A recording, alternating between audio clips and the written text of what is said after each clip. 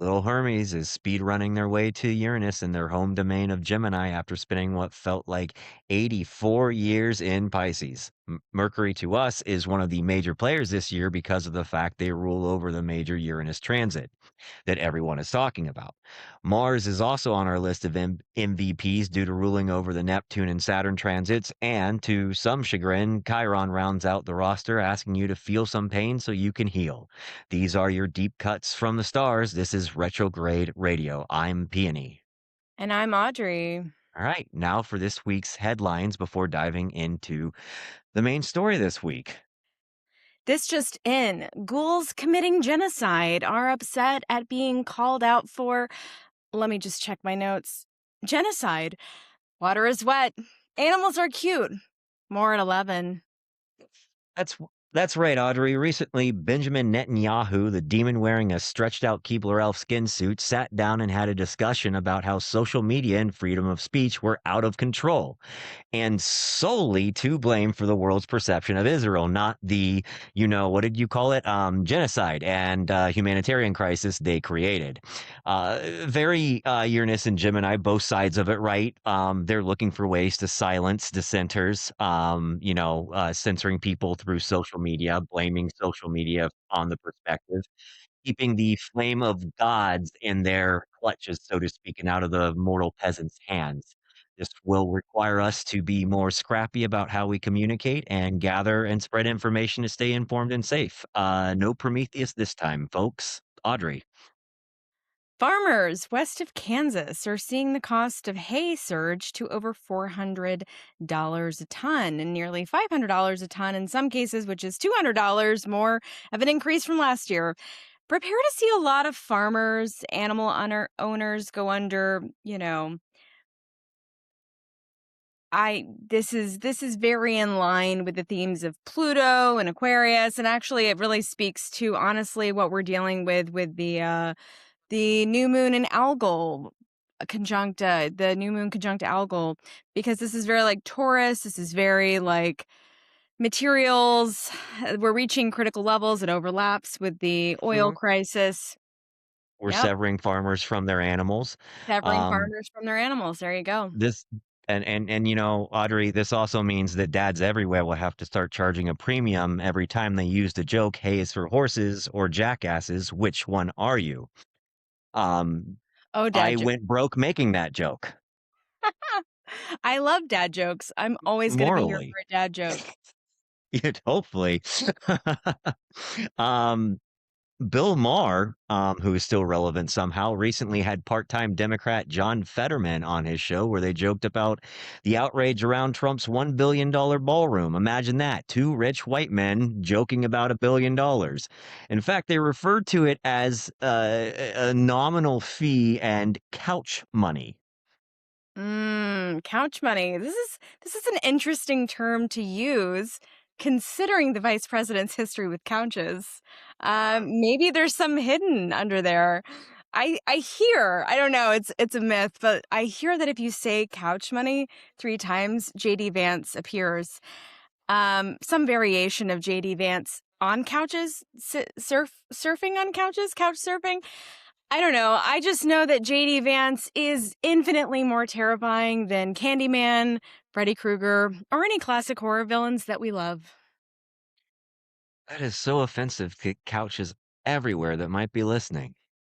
We're sorry We're about sorry. JD Vance. The U.S. Energy Information Administration says American power use is expected to hit record highs in 2026 and 2027, driven in part by AI data centers and cryptocurrency. Yeah, Uranus and Gemini has entered the motherfucking chat, only getting amplified by Mercury, which is now tag teaming Uranus, right? And unfortunately, the chat requires enough electricity to power a cursed moon colony. AI is out here just writing emails, making fake influencers, hallucinating legal cases, and now apparently eating the power grid like Pac Man on ketamine. So the future is smarter technology and higher electric bills. Sadly, yes. The robots did not, in fact, rise up they just made Con Ed their sugar daddy. The Colorado River project is projected to hit record low levels into Lake Powell this summer after historically bad Rocky Mountain snowpack. Jupiter in Cancer rules water, shelter, and the basic human need not to be turned into human jerky. So when the river system millions rely on is running low, that's less climate news and more like the cosmos tapping on their glass and saying, hey, maybe stop treating water like a subscription service with surge pricing, ah? Yeah, officials are urging conservation. Which is government speak for regards, dear peasants. Could you shower less, for we are baptizing a golf course yonder morn? Those golf courses, they need priority over, necessities. Yeah, And why do you finally, want to drink that water? why would you want to be sustained off of some sacred thing that we need called Yeah, water? do better. Skill issue, clearly. God. And finally, US hotel operators say the expected World Cup tourism boom has not materialized yet, with bookings falling short in many host cities. We are seeing that here in Kansas City for sure. This is typical Venus and Gemini behavior. Everyone said they were coming to the party. Everyone made the group chat. Nobody booked the hotel because no one wanted the boring task. Should have involved Capricorn in the planning. Sorry, Capricorn. That's a joke, by the way, just in case. Hmm. Leo can tell you about it. Anyways, Some hotels are reportedly raising prices aggressively ahead of the tournament. Surprise, surprise. you mean people saw a room for $1,300 a night and said, actually, I can experience soccer emotionally from my couch? Revolutionary. So revolutionary. And that's the headlines. There you go. In a So nutshell. Mercury, Yeah, Merc, so we're gonna be good old getting into Merc. the the murky Mercs. Yeah, it's already had a hell of a year. My sixth house is Pisces, so that was a time for me. I was sick for like all of Pisces season, like on point. But Mercury was operating in not their comfort zone. Murky, muddy, soupy, the lost sea Yeah, of feeling soupy. A lot of people use soupy, and Mercury's it good. just I mean, it's interesting, right? Because Mercury is in its fall and its detriment, and yeah, it's just steamy. It's soupy steamy. It's swampy and steamy and soupy. All the things at yeah. once. Yeah, Mhm. and so, there's that South Node Virgo eclipse, right, during that, and it's like, imagine, I don't know, like, the foreman or the director of something, like, calling in and trying to manage from bed. Like, he Mhm. was, like, tissues and Thermaflu and in bed trying to manage the eclipse, which, I don't know, the Which eclipse it spawned was an where we're eclipse. at, right? It was a Yeah. major eclipse. It spawned major world events that are very much affecting so many Yep, now, and right? we've got 2 more retrogrades and water signs this year, um, to Yay! experience with that. Yeah, Venus joins Mercury in that Scorpio one, or they just miss each other because they both go through Scorpio and Libra. I can't remember where they cross. Um, 'Cause, Later uh in the fall. yeah, Scorpio is October 24th for Mercury and, October 3rd for Venus. But, And we've Mercury got will the be in its lovely Mercury retrograde happening in Cancer around all of the other fun things that are gonna be happening in July, which we will be dedicating future episodes to, of course. So, absolutely. Mercury recently also entered its home sign of Gemini. By time you're watching this, actually, it will be there, which means actually this is coming out on Gemini Day, the 20th.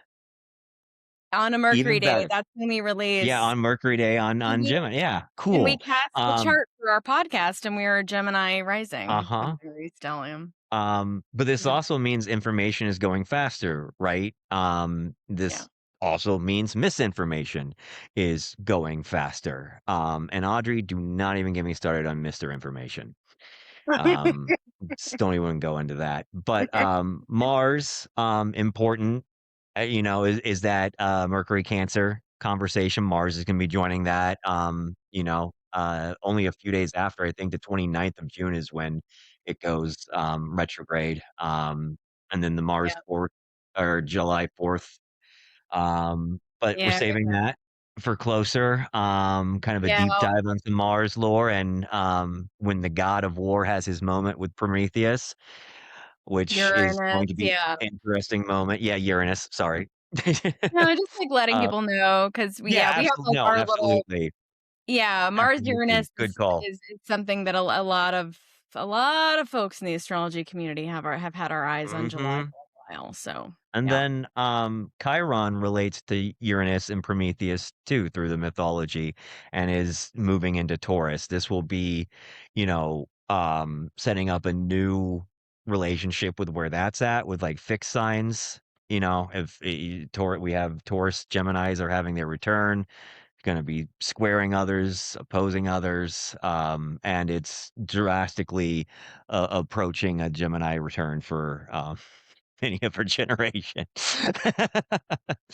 And Yeah. Taurus is yeah, and Uranus is right there for a lot of us right now, on our chirons, depending on where it's at. I know some of us have it early on, like myself, but and a few other people, but And regardless, I'll just interject on that. Like, so it's funny because, we do have these like millennial and exillennial people that kind of I think are bonded with that. I think that's like a collective because I think hmm it's like 83 through 88. There is a little window in there where yeah, you may not have it because it retrograded back into Taurus, but essentially I do think that that collective Chiron and Gemini like shows up with themes for all of us as a collective of like sort of being, interestingly enough, collectively misunderstood. And so we've got Uranus joining up with that, yeah, which I think is a really cool and exciting way to work with that energy.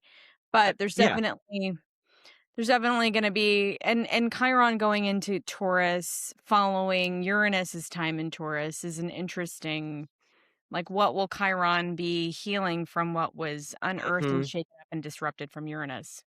Exposing too, that's part of what Chiron does. Uranus kind of like, uh, rough things up, disrupted, right? Like, liberated maybe a little bit, but Mm, now Chiron is taking, like, a magnifying glass, to it and and also helping us heal, and, mm, that's the wounded healer, right? And there are 2 wounds briefly, I mean, because Chiron could be its own episode too, but just, um, this deeply emotional wound that is not talked about a lot, because we know about, like, the one that, like, ends his life eventually or gives up his immortality, but, like, he's born with this deeply emotional wound because neither of his parents want him. mm. Um, uh, Kronos changes into a horse while assaulting his mother, um, because As he one doesn't does, want Kronos as didn't want his wife yeah, to know, what was going on, um, and then, yeah, Chiron half horse, half human, and is abandoned by his mother, and, Kronos wants not he doesn't acknowledge that he exists. So he carries that wound, through his life, and then the second is psychologically looking at the mythology is a bit of a superego, where Heracles, gives into impulse and violence and accidentally wounds Chiron. Um, and it's something that could have been prevented. It wasn't intentional, but he gave in to vices and ended up wounding. Um, and then that's the one that gave up his immortality to release the pain and move on. And sometimes that healing is knowing when to let something go. And in doing so, he also freed Prometheus, Uranus, from his own eternal torment, who was having his liver pecked out by an eagle. And then because Prometheus is immortal, it would grow back and peck it out again. Chiron being the liberator of Prometheus is very interesting to me, with what Uranus is doing right now. And I know Chiron isn't necessarily making a specific aspect to it when it goes into Taurus, right? But it's still like changing signs and changing its energy. And like you said, for some of us millennials, there is Uranus on Chiron interacting with us. And there are some, I think some of us are really feeling that. But Yeah, And and to then think about that, like, what that means, like, the liberator of the liberator, yeah, and that interplay between Chiron and Uranus, aka Prometheus, and what that does mean for, those of us that are going through that. I think that's something to, like, kind of ruminate on personally. I think it's pretty cool. absolutely. Because it wasn't self-sacrificial what he did. Because he went for a while living in that pain and not being able to die because he was immortal, and he gives up his immortality, right? Like, he's lived an unnatural amount of time based off of what us mortals would consider, so he's just giving up his immortality so he can be free of this pain, and ends up freeing his friend. That is, there's a lot of, I don't know, positivity and hope in that. There is, and it's like a bittersweet, hopeful, like, paradoxical thing that sort of embodies what Chiron was about in the first place, because this idea that you can heal everybody but yourself kind of a thing, Yep. which is so Virgo, but yeah, anyway. Yeah, it's actually just I actually feel like it's very Cancer too. We don't talk about that connection enough, but to be continued And another time. him I being such a Renaissance man too, and the way Homer talks about him in the Iliad, and he became part of the Sagittarius constellation. There's some Sag in there too, like mm, that pursuit of knowledge, and like he liked wine and stuff. Like there's like the exploration and the expansion. Um, yeah. Yeah, cool. So there's a lot of layers. But yeah. So is that a good time to transition, speaking of lore and going into some of that? Should we yeah, let's talk about Hermes. Let's talk about Hermes, What you Mercury. got? Mercury's in the building. Crazy little Mercury. Yeah, so I mean there's a few different things I want to dig into, few different lanes, if you will. And obviously we're just going to go back to the basics here, and a lot of people know this. I feel like this is really commonly known in our world, but Mercury was influenced by the Greek god Hermes. And I think it was like as early as the 4th century BC that the Romans absorbed Hermes from their own deity, Mercurius. And so, and when we get to like the root word of Mercurius and Merc being the root of mercantile and Mhm. mercantilism, this is like kind of the first little segue I want to make. We're going to get into the like more of the mythology and lore, but just thinking about the name and the etymology and the derivation of that and the crossovers with Hermes and Mercury being associated with like market exchanges and commerce. And we have been having a lot of really interesting like internal conversations about distinguishing capitalism from commerce. And I think these are like really important conversations to have, because I think in this era of like, as we become more and more collectively aware, and as we, as we start to understand the many layers of exploitative capitalism, I think it's important to like not use that term when we're actually just talking about commerce, because I think Mhm. it like weakens and delegitimizes the points that are being made about how exploitative capitalism Yeah. is. And so Most of we're us aren't capitalists. We live in a capitalistic system. We partake in right. commerce. Right. And that's just it too. There's layers to understanding the difference between commerce and capitalism, and then there's also the layers of understanding that we are all trying to just do our best to survive in a system that we did not create, that does not work for us, that works against all of us, and we're just doing our best. The issue becomes like, okay, so we were talking about like basic exchanges of services, goods and services for money. This is commerce. This is the economy. This has existed for a very long time. This is going to continue to evolve and exist in different ways, but that is commerce, and I think sometimes people forget that distinction, and like maybe that word isn't used enough anymore, or maybe there's another word that needs to be Yeah. used, but I feel like we just say capitalism a lot now as Yeah. sort of a band-aid term, and that's cool, but again, I think that we need to, like, save it for when we really are critiquing capitalism and we're really understanding what it means to be exploitative. And you kind of broke it down a really great way earlier. Um, like, I don't know if you wanna do you remember You when you think were I just like, "Look," remember like something I said earlier? Come on. sorry. Wow. At least someone has faith in me. I have so much faith. I mean, I was gonna say that, like, even as far back as, like, when people are like, "I'll give you this sack of potatoes for, like, this sack of apples," right? Like, it Sure. wasn't always coin, but, like, we've always traded and partook in some type of commerce. Right, and bartering. I guess But, I just was I think what I talked about earlier, maybe this is what you were getting at, was, that capitalism is it's extractive, and how it functions is, like, say that you sell apples, and, then you plant more trees, but you can't do all the work yourself, so you need help, so now you hire workers to help you sell those apples, but you're making, I don't know, like $1,000 a week, and you're only giving them $100 between 3 of them. You're devaluing their they're doing the same work that you were doing when you were making a full profit for yourself, and now you've devalued them and saying that they don't get as much as you did for that labor, and you're profiting off of other people working for you. That is capitalism, not like opening up a food truck and slinging burgers. That's commerce. right, and especially when it gets to, like, exploitative levels, when, and that's Yeah, yeah, like, 'cause yeah, it's not just the inherent inequality, it's, like, inequality at such an unsustainable extreme level. That's because it truly strips the truly the means of definition of production from the worker.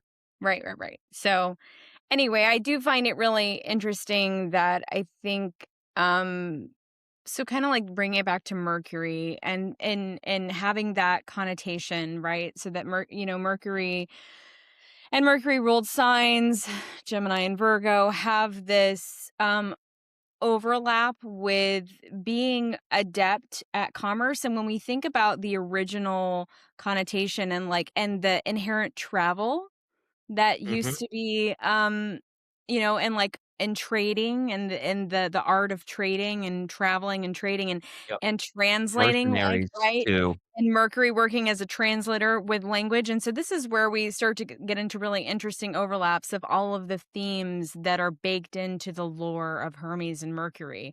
Translation, language, trade and commerce and travel, and all of these things are sort of overlapping with one another in a really delicious way that it just makes sense to me that like of course Mercury and Mercurial people are also associated with travel and that communication and that exchange of words and goods and services. And so, I think I just like to close out the capitalism situation in regards to that. It's like it's We okay solved to it? be we we solved capitalism, guys. We're Great Scots. no, just like in relation to Mercury, Murky Yeah. Mercs. Yeah, no, but I just think that it's like it's good to, like, root into that for those of us that are astrology lovers and love the lore and, like, get back to the basics of stuff. I think it's really important as we are critiquing and navigating capitalism and capitalistic, like, exploitative systems. I think it's also important to, like, distinguish in our minds between things that are more mercurial and more commerce-based. And so, like, kind of getting into some of the other, lore and mythology of it. Um, so Mercury is a divine messenger, right? Son of Jupiter, goddess, and the goddess Maya. Maya? I may not be saying it correctly. I've heard both. Maya? Okay. Yeah. I'm gonna say Maya. Maya. I feel like Maya because I'm also Sucky. a fan of the 90s Maya. Okay, for Uh, those that know. Okay. yeah. We'll go She looks amazing, by the way. Like, I've seen her in recent interviews, and it's like, Aging like a fine wine. Mercury, yeah, so, like, he used his unmatched speed and skills, to deliver these divine messages across the heavens, and I think that, I think that's, like, kind of the commonly known thing, and so I had to cover it because that's, like, we know he's the messenger, we know that there's, like, speed and agility Yeah, here, but I think the less commonly known thing that I wanted to dig in deeper on, is the being the guide of souls into the underworld and the Plutonian connection, and Mercury acting as, like, a psychopomp, love that word, I do too. I don't know which why, but, like, yeah. it's a Ever great since word. D&D was the first time I heard it, I'm like, "Oh, what's a psychopomp?" Like, It's a g I'm like, I'm sad, yeah, so if I do end up doing a playlist, I think I want to, like, I've started a playlist for yeah. this, and I'm calling it Psychopomp, so now you know the true derivation of that playlist name, but yeah, I mean, it comes from the Greek word psychopompos, which means guide of souls, and it just refers to, like, a deity, supernatural deity, spirit animal, whatever, that is responsible for escorting a newly deceased soul from Earth into the afterlife. And so Mercury was one of these divine guides. Um, and that's like a really, to me, that's like the thing to dig into. That's what I get Mhm. so excited about. I mean, again, I'm kind Well, of and he used Plutonian his myself. staff, right? Like, if it was, like, someone that wasn't supposed to be there, like, wouldn't, like, the snake bite them so he could take them back to, the Yeah. surface? Because then that staff got used for the, what, ambulances? I can't remember what that staff, Yeah, that it's been symbol called, used but in, like, a lot of medical, yeah. that's that staff and snake. Um, and so, like, I think about, but I like, so going, like, back into thinking about Mercury as a psychopomp and a guider of souls, and how that actually also overlays with the translation gifts and the gifts of language. Because, when a soul, like, what's baked into the mythology is that when a soul dies, they're stripped immediately of their earthly context. And that process is terrifying. It can, like, induce panic. And Hermes doesn't drag souls kicking and screaming. It's not like Hermes and Mercury is not about force. This is about Mhm. the different kind of energy he uses. That's the golden wine, the caduceus? I don't know if I'm saying that correctly, to Yeah. lull them to sleep and to guide them forward. And so in a way, like, Mercury lore, like, translates to this ultimate, to me, this feels like an ultimate cosmic grief counselor or translator or somebody that's, like, Mhm. negotiating and translating the transition from panic state to the ultimate peace. Mhm. And this is, like, helping the soul find the vocabulary for an entirely new state of Right. consciousness. It's you being reborn, it's a new iteration, it's a new Yeah, journey. and I find it interesting, the overlaps with, like, near death experiences and what people experience in that Mhm. liminal space, and so then we start to really understand and root into Mercury itself, to me, having this neutral quality, this liminal quality that, like, there's this ability to move in between spaces and move in between worlds, and that adaptability, because both Mercury ruled signs are mutable, and so there's an inherent mutability, adaptability Yep. to be able to, like, go in and out of these different realms, and to Yeah. not only you yourself are able to go in, but you are a guide to others in and out of these realms, and acting as a guide in between the different realms of existence. And if we were to, like, put, I think, a bit of a modern, like, take on it, if we were gonna go further, like, beyond just, like, the life and afterlife and, like, death and what's after death, like, you could even, like, for very spiritual people who are always talking about, like, quantum physics and quantum leaping and stuff, I feel like Yeah. we could, like, equate this to Oh, going in and out of, different dimensions. absolutely. Yeah, Yeah. that's so mercurial. right? Like, Right. I'm thinking of Scott Bakula, right, with Quantum Leap. Yeah, it's just so mercurial, and, like, when you Yeah. start to deal with, like, multidimensional, interdimensional beings and state of beings and yeah, and the only other thing, I mean, well, I will say that, we also associate, Mercury with, like, being a trickster and, like, thievery, right? Oh, Like, and yeah. so and anytime, like, famously, like, anytime there's a strong Mars-Mercury conjunction, like, back in last November, there was a Mars-Mercury conjunction, I think it was November, and that's when we had the famous Louvre heist, which was just a wild story, it's like right, and so when Mars and Mercury get together, there's that thievery and trickery, and so that's, like, a kind of a negative connotation, but I think that, like, and sure, we have, like, some lore about, like, stealing Apollo's cattle or something, or, like, snatching physical goods, again, coming back to that commerce, Oh, I like, mean, Apollo but can't afford the hay for that cattle anymore, so it's fine. He doesn't need them. He's Mercury's doing him a favor. Fair enough. It's America. But he's I think if we like translate, if we were to like take that same lore about like thievery and being a trickster and then sort of overlay it a bit with the going in between worlds and going into the underworld, I think you could almost see Hermes or Mercury like stealing or luring souls away from the agonizing grip of mortality, which kind of overlaps with what we were talking about with Chiron and like the just the, Mhm. the agonizing state of mortality and then like slipping in between these borders of the physical world and, like, kind of operating in the shadows, like, Yeah. navigating the back alleys of different dimensions and universes to deliver the cargo, the goods safely to the underworld. And it's kind of that, court jester of varying like, right? Because, like, you're making observations, but you're doing it in a way where, like, you won't be beheaded because of it, right? Like, they were, like, the original late night hosts, and that's very Mercurial, very Virgo in the observant nature of it.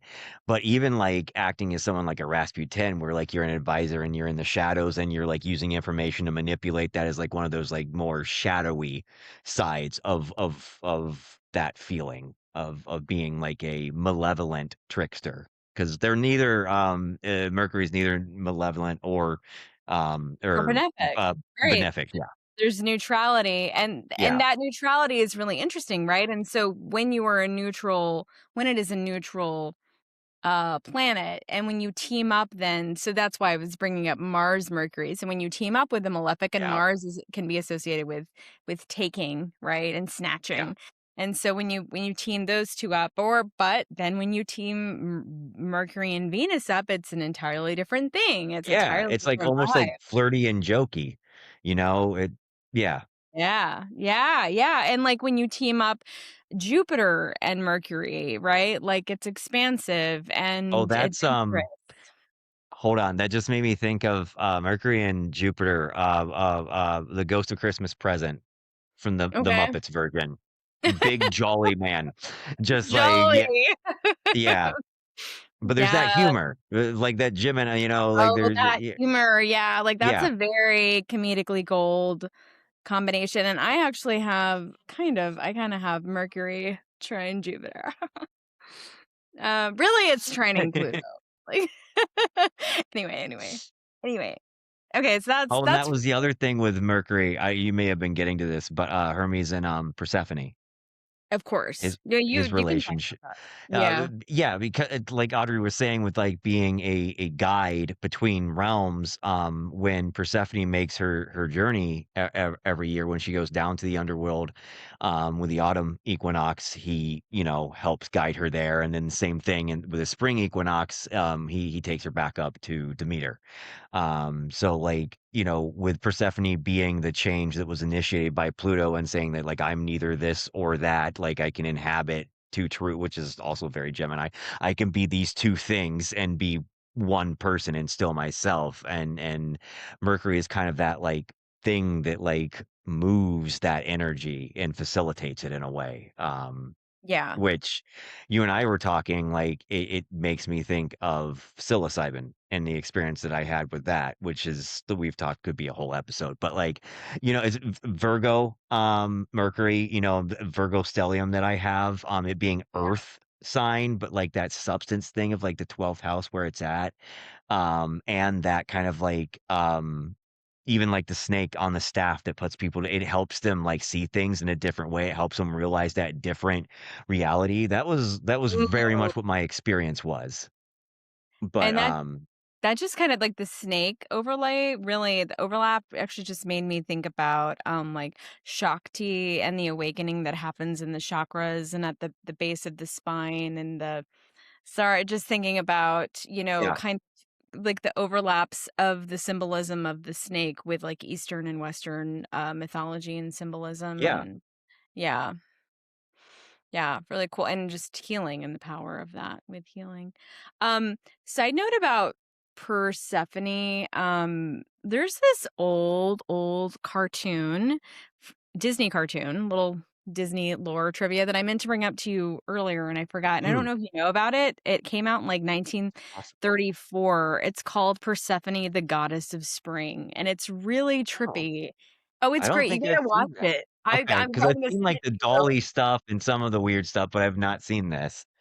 Yeah, it's weird. I love to this is like one of my weird little not hyperfixations, but I love to like watch like really old historical like animated stuff and I've Yeah, always been it's really wild, interested. like, how technical they could get, like, with such Yeah. limited technology, right? Like, it's really cool the stuff they did.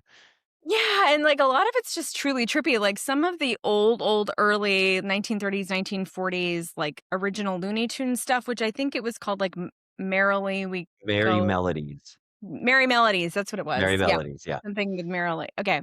Merry Melodies and just some of the original Disney stuff is actually quite trippy, and so this one in particular is great for those of you that are in the astrology world and you like the lore and you like the mythology like we do. Check out, it's called Persephone, the Goddess of Spring, and I think it's on, like, YouTube or something Okay. out there. We can put that in the show notes too. Okay. Be fancy about it. We fancy. Not really, but we do our best. Mm, So yeah, I mean, that's kind of like all I really wanted to talk about when it comes to the lore. Um, it's just it's I will say that I have this friend and spiritual mentor and I was speaking with her last night and it's interesting because I mean, I have her chart on file, but she herself, she's very spiritual and she practices other things, but she's not super versed in astrology. And I'm sort of like the one who fills her in on stuff, but she'll get these downloads that have astrology undertones. And it's fascinating because we were yeah. talking yesterday and she was just like, I don't know, like Pluto's my safe space. Like I just got to go into a place where I'm dancing with Pluto and but Mercury's there and they're dancing together. And I was like, this is wild that you're saying this because I was like, when did this start happening for you? Oh, last week when Pluto went retrograde. So she's like Aquarius rising. She's a Gemini moon. Like, I was Mm, like, and she has like a Scorpio 10th house and like she's got some like strong stuff. She's very Plutonian and she's also a bit Mercurial. And we have that in common, and I think that's why we really vibe. But I was like, mhm. of course. I was like, so you were just randomly thinking about Pluto being your safe space I and like mean, Mercury I dancing with Pluto you into don't the do that? underworld? I was like, do you even understand the like mythological signification of what you just said? And she was like, no. And I was like, let me tell you. No? She didn't even know the mythological? Wow, that's something. No, like the mythological history of what you just said. I was like, the connotation, the signification of what you just said. She Yeah, was like, right. no. And so she, like, did not know. Like, she legit was like, "No, this just came to me. I was meditating and I just heard that Pluto is the safe s." She's wild. So I was like, "I fucking love that this was, I love it. I love it. I love it." Anyway, it's, Mhm. hope you enjoyed that. Well, we should, you wanna talk about our other stuff? Yeah, and, so Mercury rules 2 signs, Gemini and, its twin Gemini. No, just kidding, Virgo. Um Just Gemini and Gemini. Audrey, you're a Gemini. Big Mm. one. Like, it's loud. A loud Gemini. Yeah, it's impressive. Well, It's not the only chart I've seen with, like, so much pile up in, like, one area, but, like, it is one of few that I've seen like that. yeah. So for those that don't know my chart, and I don't know, we can share it, but I'm kind of public about my chart these days. I am a Gemini sun, moon, and rising, and I have Chiron and Lilith. Exactly. Chiron's like exactly conjunct my moon, and Lilith is pretty close to my sun and moon. And I've got a lot of fortune there too, because I'm sun, moon, and rising, right? So anyway, I'm a sort of like technically not a stellium because I only have sun and moon there if you were only looking at planets. But many of us a lot of us really do weigh in with Chiron and Lilith very, very often in our stuff. And it feels prominent and I mean, obviously it if it being my was just, birth house. like, I don't know, like, sun, moon, and Chiron, maybe, but, like, when it's sun, moon, Chiron, Lilith, rising, a lot of fortune, like, you can't deny there's a lot of energy in Gemini, like, A whether lot it's of a true Gemini. stellium or not, we wanna be pedantic, but, like, yes, it's a lot of energy. Yeah, and so we practice whole sign, so it's in the first house, which does resonate with me. It's interesting, I did used to practice Placidus for years, and so I did identify as like a 12 houser for a very long time. And it's weird because this is a fascinating conversation within itself that I will not go too far down this rabbit hole, but it is fascinating how my perception of self shifted once I started to really lean into. Well, I also got an updated birth time. I thought I was Cancer rising for the longest time too, so that made a huge difference. And then we discovered my real birth certificate. It's a whole thing. When Uranus went into Gemini in my first house, that's when we were like, oh, she's actually just Gemini all around, which made so much sense. Anyway, so being somebody that is like concentrated in a Geminian area, whatever house system you practice, it's like it's there, it's prominent. I do think that I've had, and like kind of growing up with astrology, because I've been studying it since I was like 16. And I'm on the older side. I know I look young, but I'm turning 40 in June. So I'm a Gemini. The best kind. Just kidding. No, but I am a Venusian Gemini, right? Like that's our subruler. So that first week, we got a lot of baddies in that first week. We got Marilyn Monroe, we got Angelina Jolie, we got Johnny Depp, we got Prince. We got some beautiful people in that first decade. But anyway, not knowing what because I don't know, I'm like a goblin most of the time. But so I've been studying this a long time, and you grow up with this like Geminian like identity. You grow up understanding the essence of Gemini. But I also think that we are the receiver of a lot of hate, a lot of like we're notorious as fuck. Like Yep. I feel like Geminis and Scorpios are the hated signs. Virgos get a lot of crap too. Um and I would say Virgo and Scorpio, but I haven't known a lot of Gemini, so, like, I mean, I definitely see it though, like, the two-facedness because of, like, the duality, which that's not what that duality represents, and, like, but, like, yeah. yeah, so it's interesting. I think so the common misconceptions that a lot of people have that I've noticed over the years and that I've of course been, I think, in a very oversimplified way, like has been projected onto me, because I feel like I carry the essence of this energy sometimes. Is that, yeah, two-faced or like hypocritical or like unstable or like changing, and like that changeability is there. Mhm. But and side note for me, I have read years ago that that there's a weirdly consistent thing with me because I'm Gemini sun, moon, and rising. When you have all of that streamlined in the same sign, there's actually a weirdly consistent thing that happens. But anyway, even though it's a mutable sign. Um, but yeah, I mean, I think that Gemini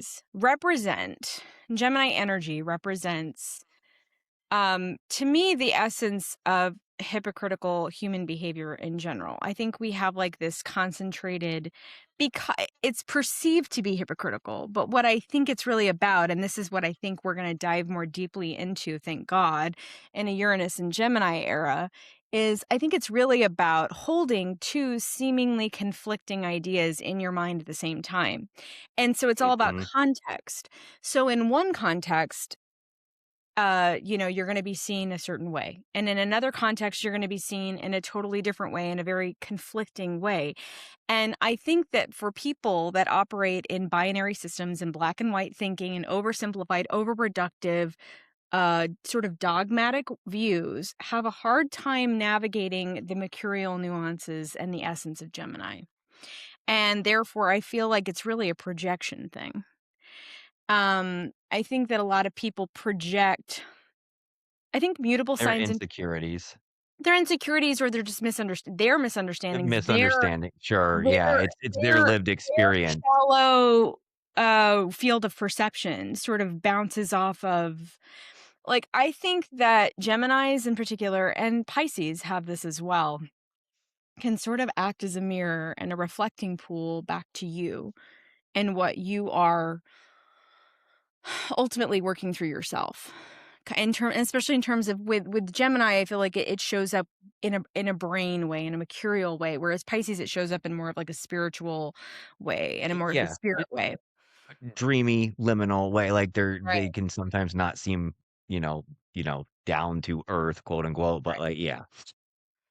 And so, I do think that the language thing and the like, if we're going back to the lore a little bit and we wanna get back to the core and the lore of what Gemini I think is really about, we get back to the language, the basics of language and communication and writing, and we get back to the travel and the mercurial nature and the moving and the always being in movement thing and the exchange of commerce and goods and the exchange and the transportation of cargo and then that ability to move in and out of the I think if we get back to the core of the ability to be a psychopomp, I think that that really, because I can't tell you the amount of times that people because I've dated quite a lot of Scorpios. I'm a grand water trine and I have some strong Cancer, so that makes sense. But I can't tell you the amount of times that I just find Scorpio and Gemini being like there's joking things on the internet with on TikTok like, "Hey, evil twin," but I think it's that, like, shadowy side. Like, I think it's like, Yeah, "Let's go be bad yeah. together" things, but, like, I think but I think it's that, like, I think it's that ability to move in and out of the shadows, and I think that's the thing that we forget about Gemini. That I think the pop culture modern interpretation is that we're superficial and that we gossip and these are just like really reductive, oversimplified versions of actually what is a very intelligent, dynamic, nuanced sign. And I Mhm. think that it's just much more complex than just being superficial or flaky Oh, or yeah. gossipy. Like these are yes, those things are true and there's generalizations that are based in truth in the shadow side of every sign. But I think that there's just so much more meat to get into and to break down. And I think the meat behind it really goes back to the lore and goes back to the mythological core and the Always, yeah. derivation of how the ancients understood this energy. I think too it's discernment with both signs. I'm gonna talk about this with Virgo, but, like, Gemini is discerning in a different way, and they're constantly disseminating information, and I think it can make also, people seeing people be able to perform at life the way that a Gemini can, and that kind of like, not like performative negatively, but like, like an actor, and you can, like, step into the rhythm of different things. I think that's intimidating and some jealousy is projected some where people are like, "Oh, Yeah. I wish I could do that," and they see it as being, with two-faced or non-committal or whatever, but it's just like like the Lover's card, there is this kind of, like you said, duality. There is like the tree is on fire, the tree is bearing fruit, in this constant state of that. And before we 'cause, like, one last thing, because I do wanna dive into the Virgo stuff, but what you said is really important, that, like, Jane and Jack of all trades, like, I embody that. I'm a Yeah. photographer, I'm a writer, I'm a Yeah. like, anything I've ever done, it's like, I'm gonna be pretty good at. Like, there's just this, like, ability to, like, jump in and do anything kinda well, Yep. and, I think I think that and also that ability to, like, get along with everyone, right? And, like, there's that popularity thing, like, I think there's, like, the Yeah. being Air being liked energy too, you know? right, being liked by so many different kinds of people, yeah, I mean, like, I think, like, Gemini and Libra are the most like that, right? And it's yeah, Yeah. out of the air signs, but there's this, like, ability to, like, like, I've always personally, like, I can hang out in the projects, I can hang out in a mansion, and I've done both, and I've dated, like, a millionaire, and I've dated, like, a dude from the hood, you know, and it's like, I'm like, I can roll into any space and vibe and be myself, and I think that that's a big Geminian quality that I think is you're right, Mhm.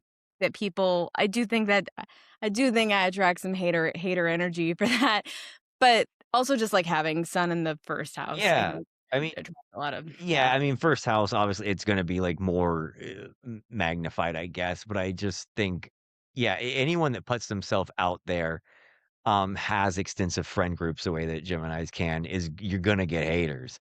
Like, Yeah, I think it's just the statistically. truth of, like, the more authentic you are, the more, like, disruptive you are, and I don't mean, like, being mean or violent, I just mean, saying things that people may not wanna hear, um, which is a trait of Having both opinions. mercurial signs. Yes, Oh, having opinions, and then have speaking those opinions, opinions. y'all.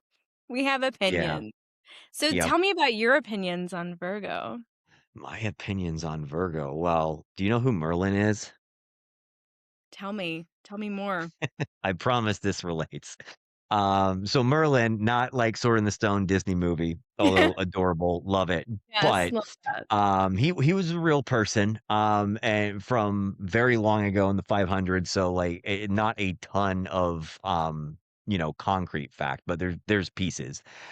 He was an advisor to the pagan king in Wales and Scotland in late 500s, and in 573 AD he witnessed his king being slaughtered along with all of his troops in a horrible defeat, as kind of like this seer, guide, advisor to the king. According to the Black Book of Carmarthen, which is believed to be the oldest surviving Welsh manuscript script. It contained poems describing Merlin succumbing to madness from watching this, Mm, completely wrecked with guilt. He ostracized himself to the Caledonian forest where animals were his only friends. I mean, there you go. You get the more fantastical aspects of this where they play off of that, right? Like there is some truth to the Disneyfication of this. They just skipped the whole trauma. They got as they they got do. him there. As they do, But yeah. yeah, right, yeah, but from his madness and isolation, it is said that he developed the ability, for prophecy, even foretelling his own death by falling, stabbing, drowning, which was fulfilled when a gang of shepherds drove him off a cliff where he was impaled on a stake, left by fishermen, and died with his head below water. Brutal.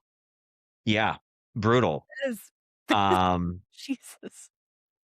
so the Hermit, in terms of tarot, you can think of like the Hermit energy here, correlates to Virgo, with the Magician representing Mercury, the ruler of Virgo. So a mad magician in seclusion in the woods working through some shit is not necessarily far off from a Virgo.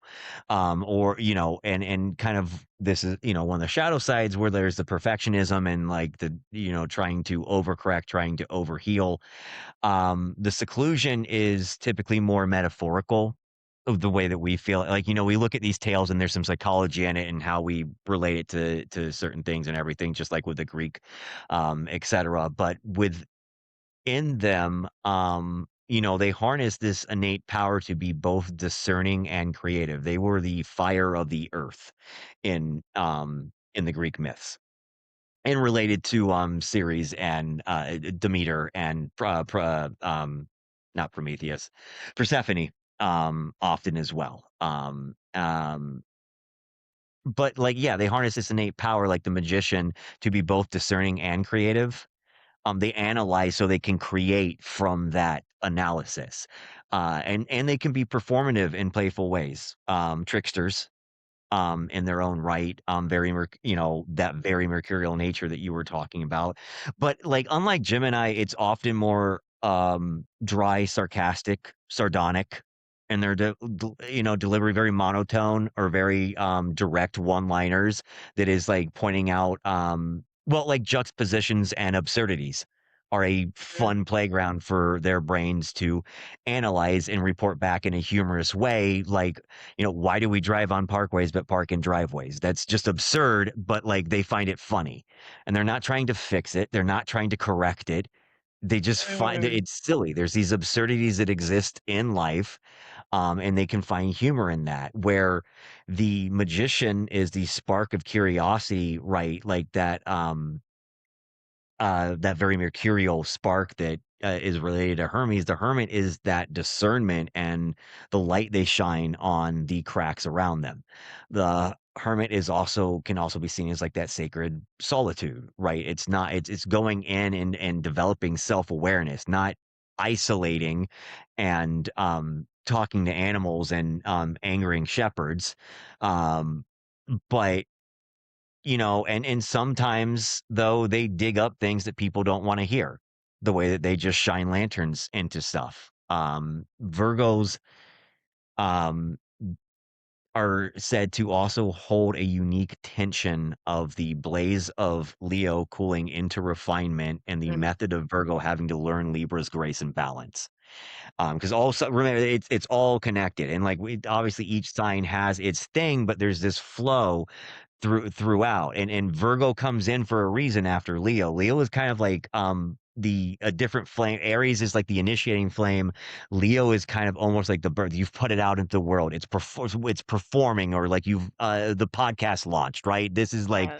that part, and then Virgo comes in with, refinement, like, Mhm. right? Like, where, um, and it's not critical.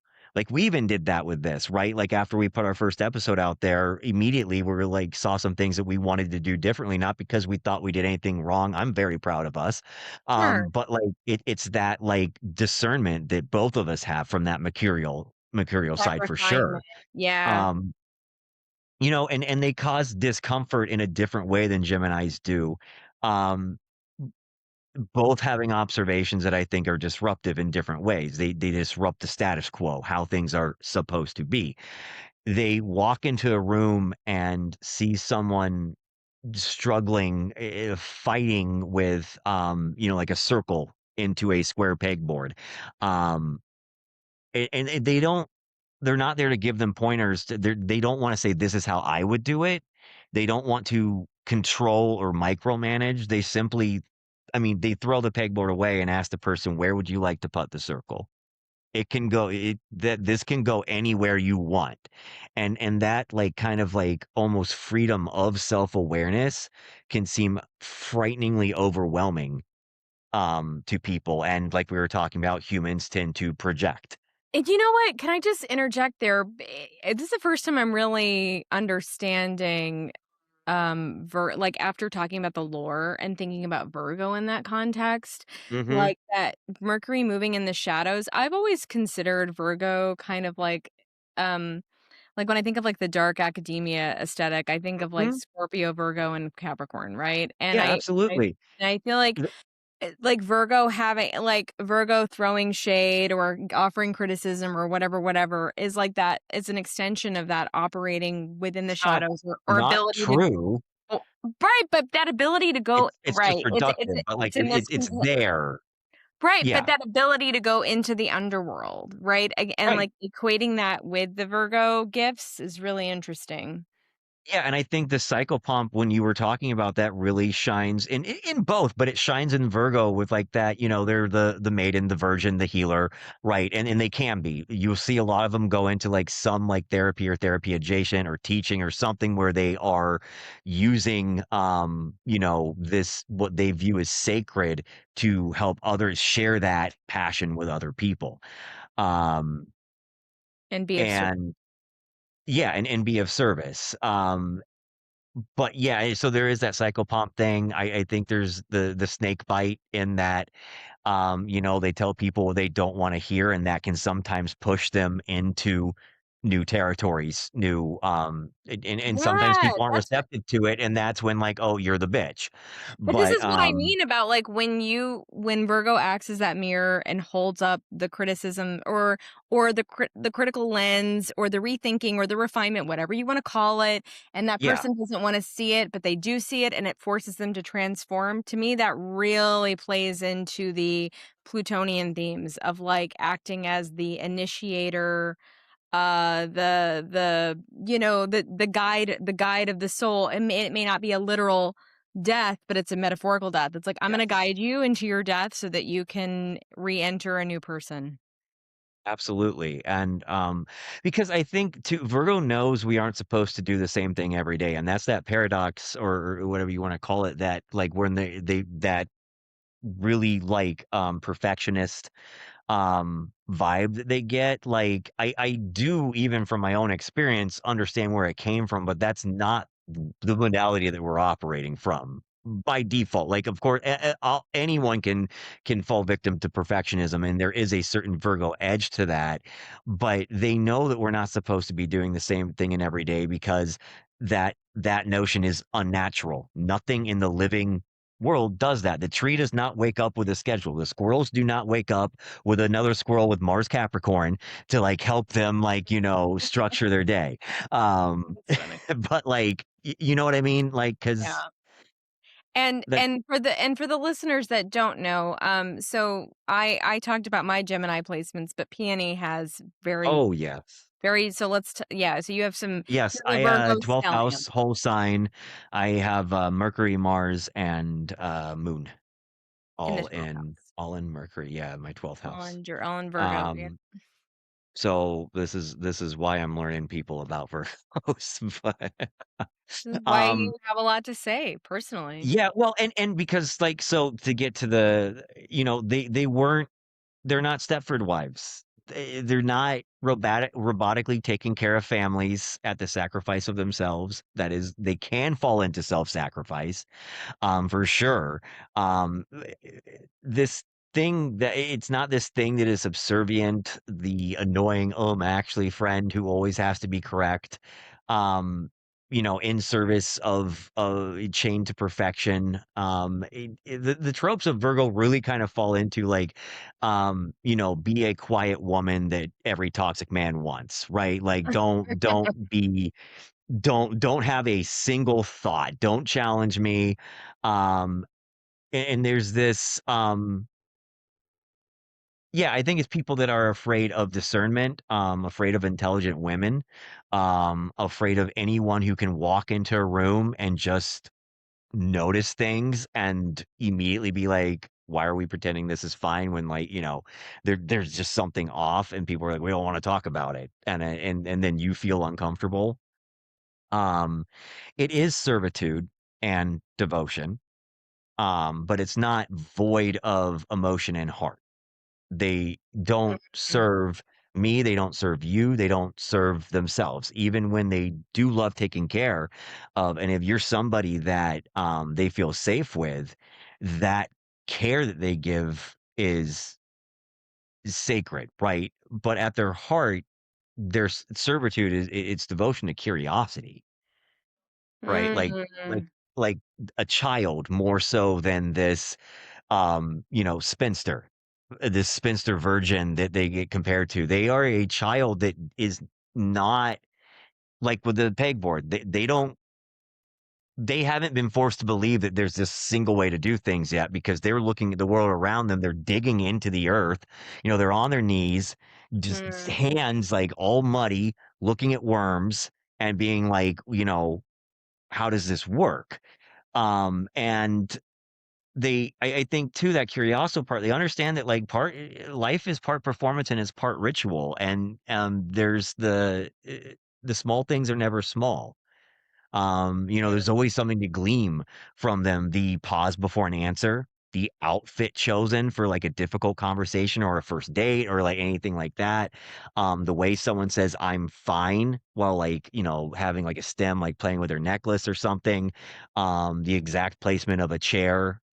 Especially my God, with me, Mercury Virgo, a word that almost got used, but someone changes it. I'm like, I've already heard it. You said it. Like now like it's out there. I know you pivoted and you're hoping I didn't notice, but I did.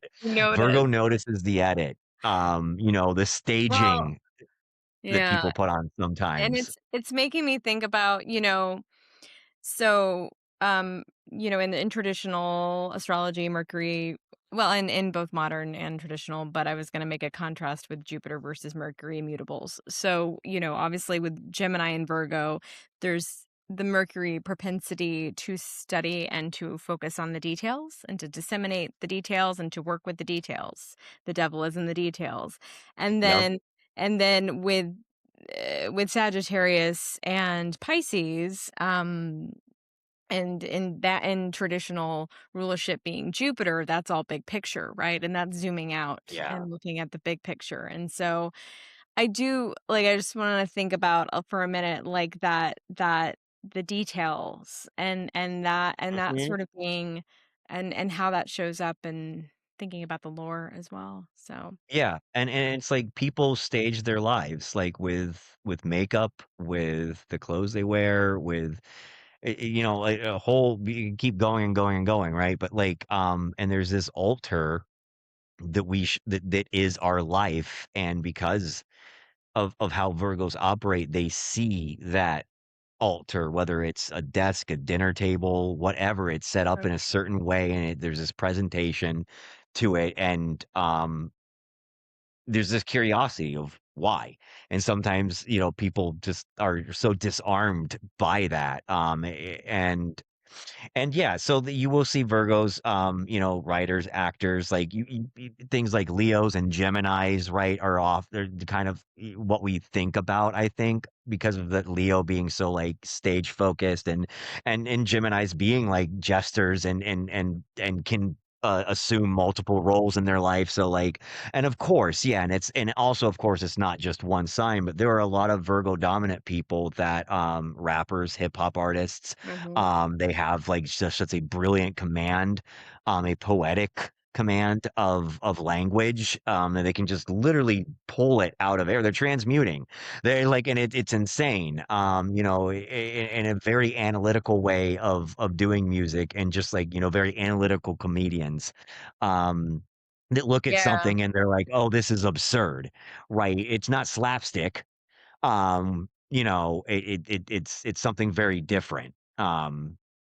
And I do think we've talked about this, and I think we're gonna end up doing probably a whole episode at some point, and potentially with a guest, we'll see. But like the different aspects of hip hop, and like there's so many different aspects, and like Gemini is often thrown in there, air signs, Virgo, like the mercurial nature of wielding words as weapons and like rap battles and stuff. But Yep. yeah, I love that obviously as a Mercury dominant, and yeah, Mercury is my chart ruler, right? Yeah. Yeah. I mean, that's something that, yeah, like I wanted to bring it up because I think it's really fascinating. But like, yeah, it's another thing that's like a whole conversation. Yeah. Even like there's some comedians I could spend a whole episode dissecting We could talk um about the comedy, we could talk mercurial about the like, astrology. yeah, absolutely. Um yeah, but like they go into like so many of these different things, right? Where there's this analysis to it. And like Mercury, Virgo is constantly translating existence into something that is shareable. They're analyzing because they want to take this and they want to make it digestible for people around them, right? Because they want to share this passion. So they shape stuff into narratives, symbolism. They give meaning to the mundane. like the hermit, their minds are these little lantern factories.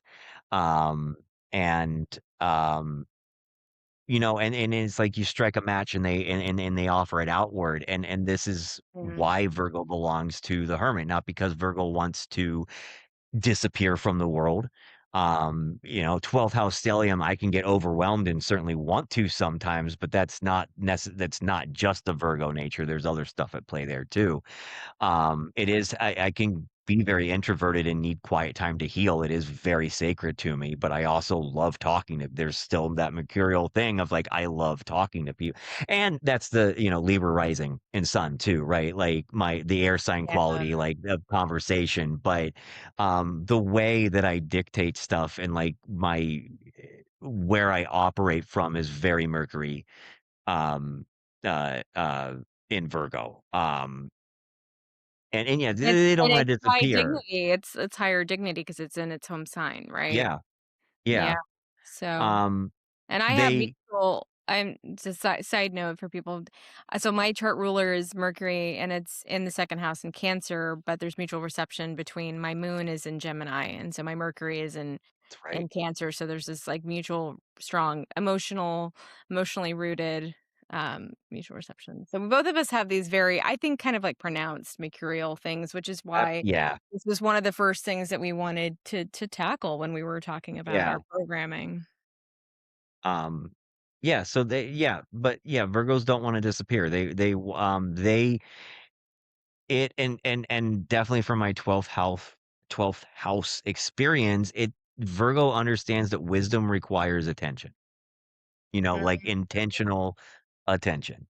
You need the boredom. You need the quiet. It's not, the hermit doesn't carry a spray bottle. It's a lantern.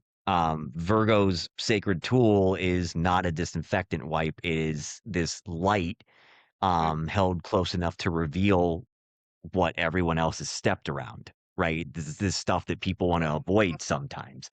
Um, and they've kind of, like, gotten to the point where they realize that life is a bit of a performance. Civilization is a performance. The way that we have to act in an office, right? Like, and even my experience as an autistic person, the thing like, "Oh, you can't say that way." I'm like, "Why? That's the truth." "Well, you can't s" and, like, that's also very in line with the Virgo Mercury where it's like, "But that is the truth, like, I'm not allowed to say the truth, but you don't want me to lie either." So, and it's and it's really hard because, like, we see the seams in those situations. The costume has an obvious zipper, and we're like, Scooby Doo taking the rubber mask off. Like, no, no, no, no, no, no. Like, I see the stage lights. There's the person behind the curtain saying, "Don't look at me. I'm not the wizard." And I'm There's like, that "No, I that saw the bullshit wizard." detector Yeah, aspect, yeah. I'm like, and "No." again, that totally plays back into the lore, like, that ability to go Um, into the underworld and go into these darker places and see and shine the lantern and illuminate the dirty truth, the elephant in the room that people don't wanna talk about. yep. I Sure. swear, everyone, I'm almost done. Uh, No worries. um Because, like, once Virgo sees, the reason they make people uncomfortable is because, yeah, they point out the man behind the curtain. And once they see that something was constructed, Virgo understands it can be reconstructed or deconstructed. Once Virgo sees that a rule was made, it can be unmade. And once Virgo sees that a system is not sacred, but it's just tradition, they're Mhm. no longer impressed by it. It does not hold authority over them It anymore, has like, it's it has to been have that reason. disenchanted. There has to be reasoning behind it and Yeah, logic, and that um logic is a big part of the mercurial aspect of oh, both yeah, Gemini and absolutely, yeah, they are constantly remembering that magic is everywhere, and there is this kind of, like, way that they, like, move, with the world like that is it is very spiritual, and I've seen more people talk about the spiritual side of Virgo, but it is a deeply, deeply spiritual sign. Very different in the way that, like, Pisces can be, but they're very they're mutable earth energy. And there is something very spiritual about their curiosity, like I mentioned. And um but they see the magic in the produce aisle. They see it in a footnote. They see it at a Waffle House parking lot at 2 a.m. when you're smoking a cigarette, praying you don't get a hangover, but a car light just shines like in a crack or a pothole or a puddle or something, and you're just like, oh wow, that's beautiful. And there's this sort of resistance in that, right? Like we refuse to accept that it's mundane. There's this magic, and creation is the enemy of fascism. There's been plenty of people that have said variations of that, right? Like art and creating is the antithesis of what fascism is. It destroys. It creates a problem, sets itself up as being the only solution, and destroys.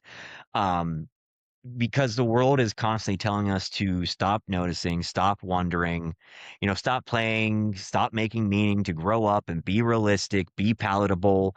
Become a little machine with a calendar app and a favorite brand of low sodium soup, right? Like be this very digestible person. And Virgo says no, which is funny because that's what Virgo is reduced to a lot of the times. And that Um, is where we get the really big distinction between Gemini and Virgo. I yeah, think Gemini is so digestible and so likable yes, in ways, and Virgo is not as much. And yeah, so, no, like 100%. this is the big I've contrast between the I've 2. said it before and I'll say it again. If you can't digest me, spit me out and I will be on my way. Mhm. But Yeah.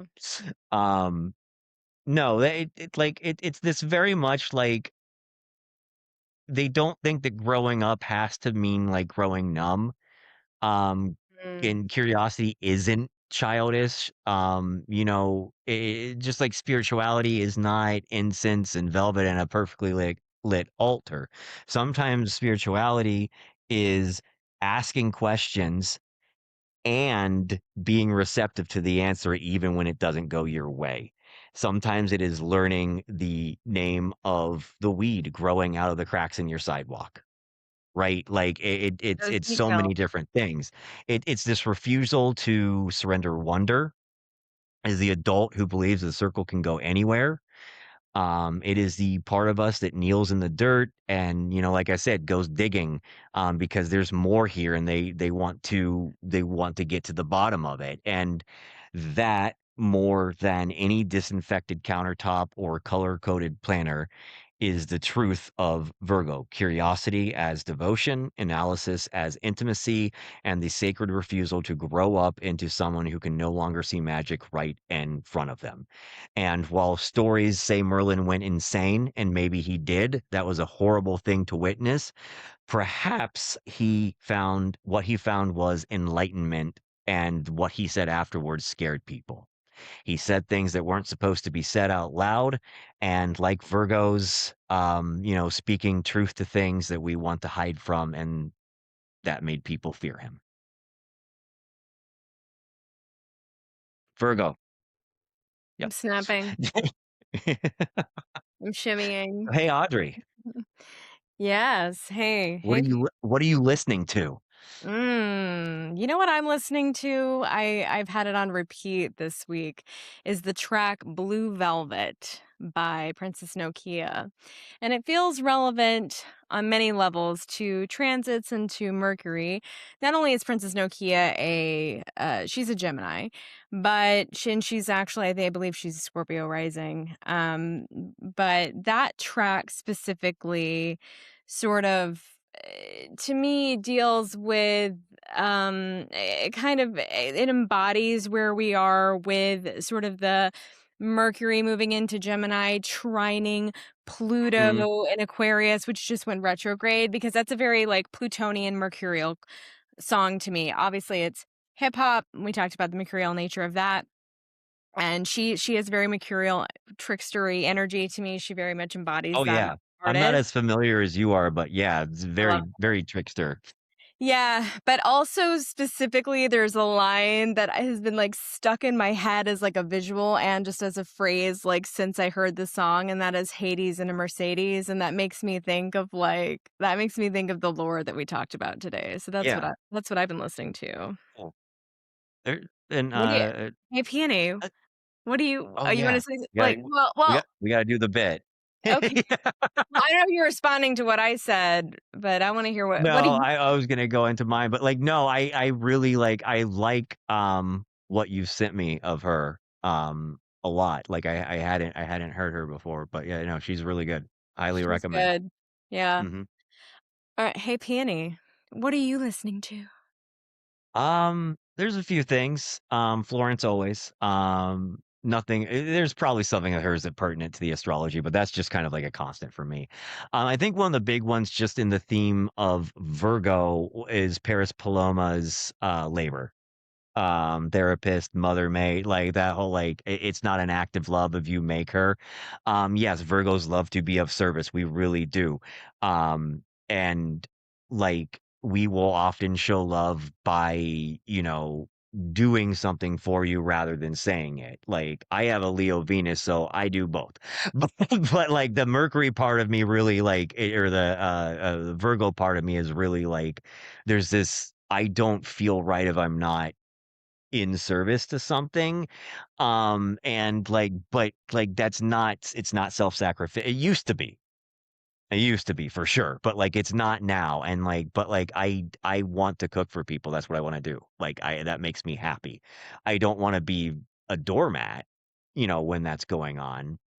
But then the other side of Virgo, Bo Burnham's comedy, with healing the world through comedy. And there is this, it's a very analytical song with juxtapositions. There's a lot of absurdities pointed out in there. And it's just this very dry and observant, very Virgo way. And he has a Virgo Mercury. So the way he communicates, he's got a Leo sun in his um, ninth house? Yeah, his ninth house was yeah, so, that also makes sense for, and being inside, he was center stage, for that. It was because of COVID, because of the lockdown, but he was still, kind of, on a stage by himself, like this lonely Virgo trying to put himself out into the or lonely Leo trying to put himself out into the world when he was locked away from doing it after he'd taken a break for 5 years because he couldn't do it because he was having panic attacks, and then he finally could do it again, and a month later after he was ready to go back on stage, he couldn't. And so this became this and there's a lot of care put into it in the way that a Virgo would. But yeah, And what's the those are track? the What's the name of the track? comedy. It's just called comedy. It's Okay. the second track of the song. Yeah, it's really funny because there's a lot of social commentary into it too. About the world's ready for someone like him, as a white guy, and they're like, "Oh, bingo." And there's calling it of you know, if you're in your room and you're smelling smoke, don't panic. Call me up and I'll tell you a joke. Oh shit, should we be joking at a time like this? And there's just this kind of yeah, is it okay to joke when we're going through bad stuff too? Like when we are healing, can we heal with comedy? Is that valid to use humor and joy? I think there's a statement of that in there for sure, as he was going on a very rough healing journey at the time, and it initiated mine. But yeah. Yeah, and that overlap between we talked about, like, Gemini being the jester, and we talked about Virgo excelling at a certain specific style of comedy, and there's definitely comedy and baked into the lore of Mercury being the trickster, and but I think it makes me think about the, like, sad comedian trope, right? And Uh-huh. the tragic fool, which I have to say, like, I myself very much relate to, like, I'm always smiling and making other people laugh, but I've had a really hard life. I've gone through really dark, dark, dark, dark things, and there's definitely and I told you, that I was on set a million years ago with Robin Williams doing an overnight shoot, and this was Yeah, that's right. Yeah. actually in my youth when I was, like, in front of the camera, and I was kind of in a scene that ended up getting cut in this weird movie, but anyway, I was, like, around his energy a lot, and I was I remember, like, I pick up on people's energy, I'm intuitive, and I was, like, overwhelmed, I was, like, hit in the face with, like, his sadness, like, because I was, like, in close proximity to him all night on this overnight shoot, and I was, like, feeling it coming off of him, and I was young, I was, like, 21, 22, and so I was a little Yeah. taken aback at the time because I was so young that I was like, "Wow, he's so sad, and he's this funny man," and it's So, like what this was 3 years ago, right? right. Yeah. She's turning 40 in June, okay? Yeah. I know. It's Yeah, okay, so 43 in October, so. yeah, we're in our 40s over here. Anyway, but Mm. yeah, it just makes me think of that, like, when I think of the trope of the tragic fool, and when I think Yeah. of the lore that we've been talking about and the Plutonian overlaps and that ability to go into the underworld and, like, Virgo's ability to sort of, like, go into those dark like, see the dark things and, anyway, it just kinda makes me think about that too, that other layer of comedy that's, it's just this super Mhm. layered aspect. It's not all fun and games. No, it's not, and this reminds me of one more thing before we end this episode, but, there's been this pipeline of comedy directors to horror films recently, and that's that Mm. other, like, weird thin line of comedy can make us uncomfortable. And if you even just, like, change, like, the button to something, it changed the music that it's set to. Like, think of something like the situations in Always Sunny in Philadelphia. Like, those are horrific situations, like, the way they're presented, it's funny, but, like, it's so uncomfortable. Right. And there's this There's, like, 90s rom-coms that you're like, "If I break down the plot of this is actually this is stalking. terrifying." Yeah, yeah, it's Yeah. shocking, but I think of, like Yeah, there's this thought like, people have done that too, where they take, like, rom-coms or something, and then they yeah, set, like, a sinister, like, yeah, narrator voice over it and, like, yeah, change the music. And I just find that really interesting because, like, comedy comes from exploration of that dark, shining the light on the dark, and, like I said, like, I can be self-deprecating sometimes because it's my humor. It's how I deal with some of my own self-criticism. Instead of, like, getting in my head, I just, like, give it a stupid voice and say it out loud. Um, but yeah, yeah. Mercury, Murky Mercs, Murky Merc. comedy, but in a All right, nuanced, Audrey, dark drop way. the needle. Oh, yeah. Yeah, yeah. Well, thanks for tuning in as we drop the cosmic needle on some of your favorite deep cuts in the universe. And we're going to keep playing those tracks until, the cosmos bleed neon. I hope you enjoyed this. Stay divinely aligned, and Drink we'll see you water. next week. Yep, and I am Peony. Thank you for listening. And I'm Audrey. Till next time, I'll see you in the stars. See you in the stars.